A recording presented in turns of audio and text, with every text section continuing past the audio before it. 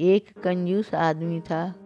उसका नाम हरिदास था। नाम तो बड़ा प्यारा था, परंतु कर्म तो ऐसा था कि 1 रुपया से भी किसी को दान तथा धर्म का कोई काम नहीं करता था। उसकी पत्नी बहुत ही दयालु तथा दानी थी।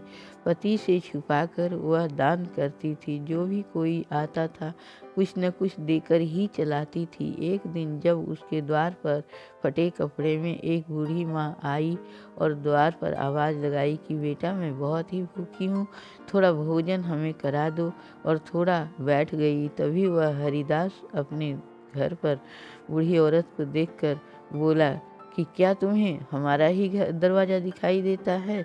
कोई और दरवाज़ा दिखाई नहीं देता है? अभी जाओ यहाँ से। तभी उसकी पत्नी ने बोली कि बूढ़ी माई को कुछ खाना खाने दो, काफ़ी भूखी है तो पुण्य कमा लो। तभी हरिदास ने बूढ़ी औरत को डांटते हुए जल्दी चले जाने को कहा, भोजन नहीं दिया।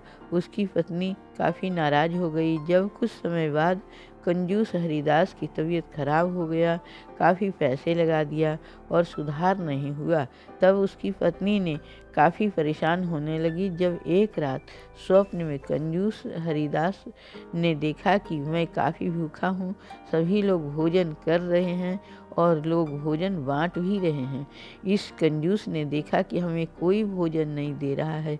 तभी उसकी पत्नी ने बोली कि यह सब दान नहीं करने का फल है। जब उसके दिमाग में सही समझ आया और फिर वह रोज की तरह कुछ न कुछ बांटता रहता था और फिर भगवान में विश्वास रखने लगा। फिर धीरे धीरे हरिदास हरि का भक्त हो गया और फिर मन लगाकर पूजा पाठ करता था और कुछ ही दिनों में हरिदास की तबीयत बिल्कुल ही ठीक हो गया।